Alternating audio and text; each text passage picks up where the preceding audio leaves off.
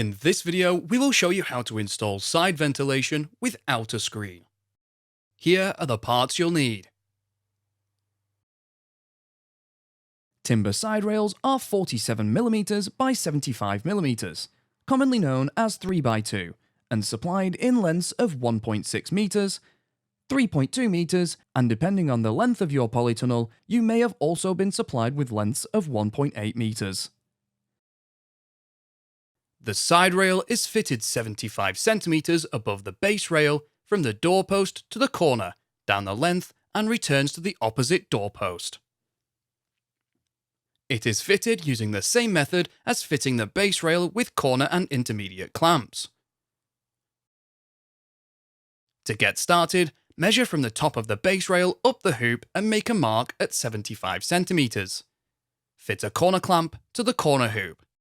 To assemble the corner clamp, place a U-bolt around the corner hoop with the threads pointing towards the inside of the polytunnel. Place the tube pressing and then corner clamp onto the threads, ensuring the corner clamp wings are positioned as shown, loosely secure in place. Locate a 3.2 meter length of timber and position it down the length of your polytunnel. Depending on the length of your polytunnel, if you have been supplied with a 1.8 meter length, then this can be used first or last.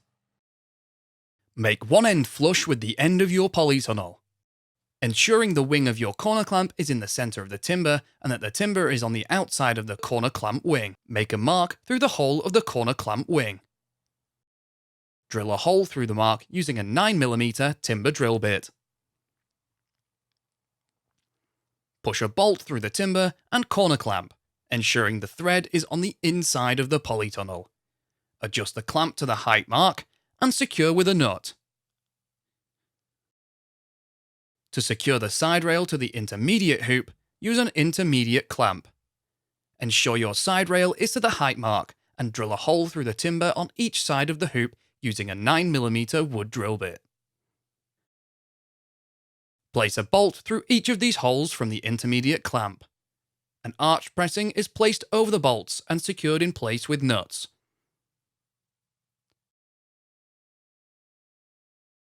To add another section, you will need to join another piece of side rail to the one you have just fitted. Position a nail plate equally across the joint and secure in place using square twisted nails.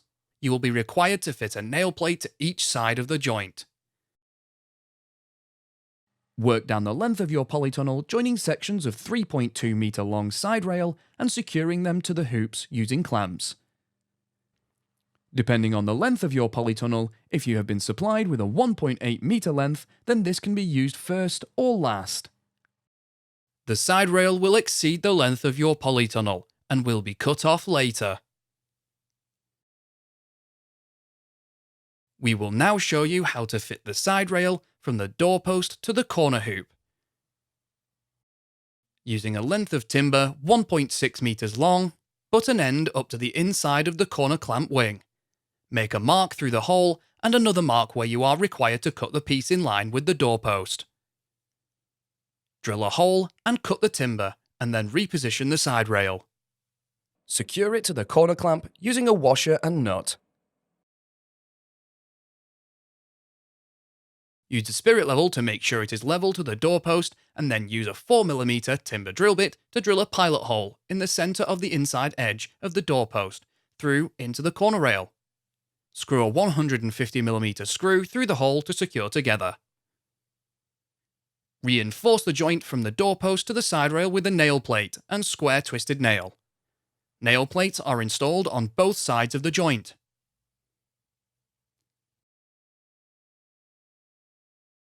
Fit the side rail from the doorpost to the corner on the opposite end of the polytunnel using the same method. Cut off the excess flush with the end of the polytunnel.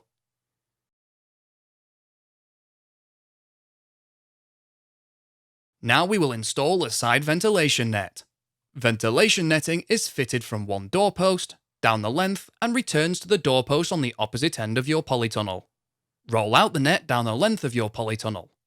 Check that you have enough netting at each end to reach the doorpost.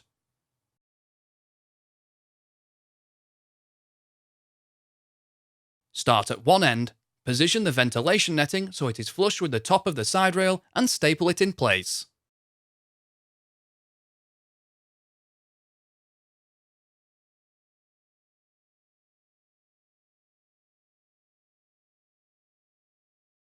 If you have ordered timber side ventilation for both sides of your polytunnel, repeat this process on the opposite side.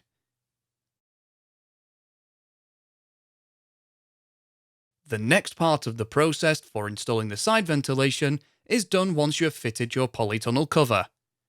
This is because during the process of fitting the cover, the rails are raised, the cover is attached, and then the rails are lowered to add extra tension. Finishing ventilation before the cover has been fitted will hinder the process and will result in the ventilation netting becoming baggy.